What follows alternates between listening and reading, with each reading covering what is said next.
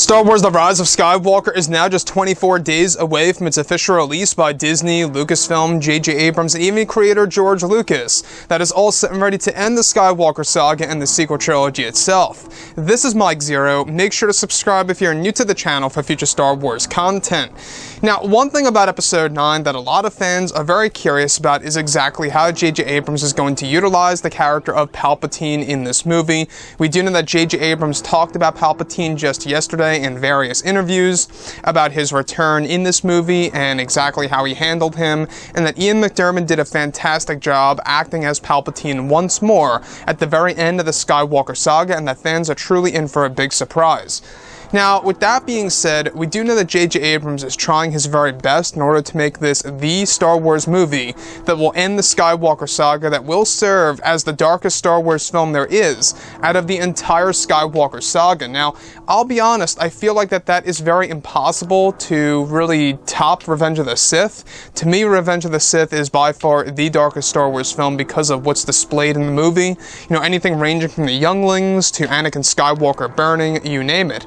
Now, with that being said, what's really intriguing is that shot descriptions consisting of a sequence where it's explained that Palpatine, Rey, and Kylo Ren are said to be inside of his throne room on the world of Exegol, where Sidious is described to be giving both Rey and Ren a lecture about the dark side of the Force. It's explained that Palpatine begins to tell Rey and Kylo Ren about the power of the Beyond, a power that exceeds the dark side and is said to be the origins of the dark and the light created by the Wills. Palpatine begins to explain new details surrounding the character of Supreme Leader Snoke, where Sidious unveils to Rey and Ren that Snoke was born from the Beyond and was a part of a very rare species called the Midwu, who lived well before the Old Republic era. Sidious unveils to Rey and Kylo Ren that Snoke's power was raw power from the Beyond, and that once Palpatine sensed his presence over in the unknown regions, he knew he had to discover this power, where Sidious unveils that he and Snoke would often communicate through the Force and had numerous mental connections across the entire galaxy, where they were actually said to be rivals, even though they had never met, and even engaged in flash fights at one point in time after Palpatine's fake-out death after Return of the Jedi. It's established in the film that Sidious, and the reason why he is dying in the movie, is because he is just near a powerful Force nexus that is said to be stronger than the dark side, and that his dark side energy in the unknown regions is actually what's causing him to decay of his body rapidly. The Beyond is said to be exactly what allows Sidious to use the power called Force Conduit on both Rey and Kylo Ren that will allow him to rejuvenate himself to a more youthful state. In the beginning of the film, it's said that one of the vital scenes involves Sidious on his deathbed, revealing to Kylo Ren who he is and where Kylo Ren is said to hold his lightsaber to Palpatine's neck, where Sidious laughs and promises Kylo Ren Darth Vader's power that he once had. In this scene, Sidious appears far different in design than ever before, where he appears far older and holds many wrinkles in comparison to the last batch of films that he was in. Palpatine is said to have two key scenes in the first and second act of the film. In the first act, it's meeting with Kylo Ren and his Knights of Ren, where toward the end of Act 1, Kylo is described to have a Force connection with Sidious, similar to the Force bomb between both Rey and Kylo Ren in The Last Jedi, allowing Palpatine to have more screen time while Kylo Ren is away from his base. In the second act, Kylo is described to report back to Palpatine another time, where he is now said to be hooked up to a large crane machine and telling Kylo legends of Darth Vader and providing Ren various visions, followed by sequences in which Sidious provides a lesson to Kylo Ren about the dark side and reveals he wants to make him into a Sith Lord. The third act of the film will provide the final battle between Rey, Ben, and Sidious.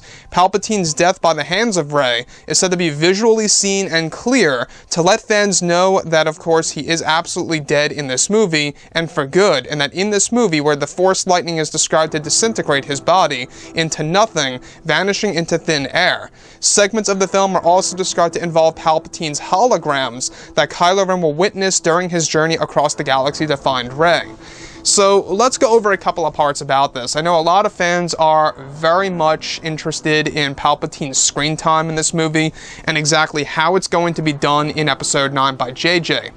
Now, the thing about Palpatine is this. We do know that around 10 minutes of screen time for Palpatine was canceled, deleted from this movie, due to the massive reshoots and the rewrites that took place in August, September, and October. You know, it's kind of funny because when JJ was doing all these interviews, and especially when he was on Good Morning America, a lot of people were asking him, you know, when did you guys finish the movie? And they stated just, you know, recently, like just the other day. And reshoots were happening all the way up until October. And all the hosts, you know, were actually reacting in a way that that's so close to the release of the movie, and it is. So you can see how all those changes really led to, you know, minimized Palpatine's screen time in this movie. Now, the good thing about, you know, Palpatine is that he will be in every single act of Episode 9, unlike Snoke in, of course, The Last Jedi. In The Last Jedi, he was basically non-existent in the second act. We only got a glimpse of him in Act 1, and then we had that scene of him in the very beginning of the third act of the movie. So the fact that they are going to have Palpatine from start to finish of this film is a really good sign that Palpatine is not going to be, you know, just some character that's going to have a little bit of screen time here and there. This character, Palpatine, of course, is going to have a lot of scenes. Now, the one that really stands out to me a lot here is the fact that there is going to be a sequence in which Palpatine is going to have a Force connection with Kylo Ren in a similar sense to what happens between Rey and Kylo in The Last Jedi and what's going to happen once more in The Rise of Skywalker. So that's a very interesting point, the fact that he is going to actually be able to mentally connect with Kylo Ren, similar to how both Rey and Kylo had that Force bond, is going to allow more Palpatine screen time in Episode 9, even though Kylo and Palpatine will be apart for a majority of this movie. Now, that's the thing about Episode 9. A lot of fans are either, you know, on the fence on whether or not Force bonds are good for this movie or bad for this movie. You know, I think that it was a little overdone in The Last Jedi, to be honest. We got like, what, 3 or 4 of those Force bonds? I feel they could have really dialed it down to 2, if I really had to be honest there. So in this movie, I'm hoping that it's not going to be overdone like how it was in The Last Jedi. That was one of my other critiques of that movie, is that we never had legitimate scenes between both Rey and Kylo Ren, except for the throne room, and that was it. And besides that, the fact that, you know, they are doing that again in the Rise of Skywalker, I should say, just like in The Last Jedi, I'm not quite sure exactly, you know, how fans will react to this, but we'll have to wait and see.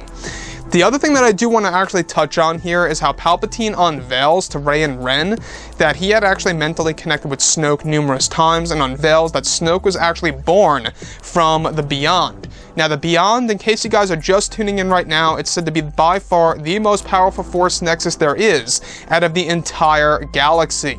And that really does speak volumes, because that shows us that JJ is trying to create a new medium to the franchise. Is it maybe him trying too hard to make something different about this movie by creating a power that exceeds the dark side? Maybe. You know, I feel that, you know, you really should keep it simple, stick with the light and the dark, and put the power of the Beyond to the wayside.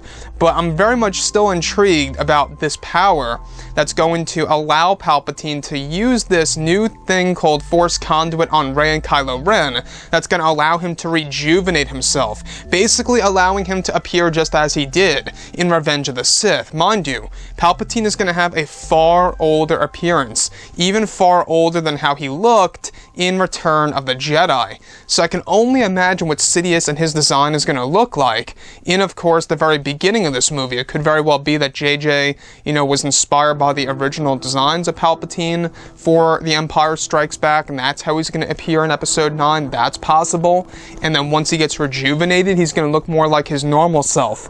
So that's one thing to actually keep in mind here, is that we are getting a different design of Palpatine completely in the very beginning of this movie and midway through the film, until he gets that rejuvenation where he actually looks just as he did in Return of the Jedi and Revenge of the Sith. So that's one thing to actually look out for, is that there are going to be 2 different types of Palpatine designs in this movie by JJ, and I think that's going to be a very interesting performance by Ian McDiarmid to see exactly how he's going to perform as Palpatine in this film.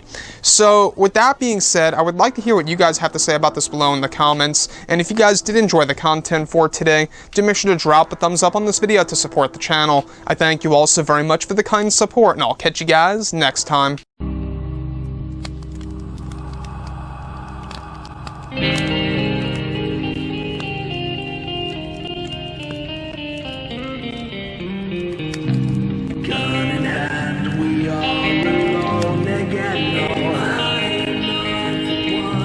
from night to moon.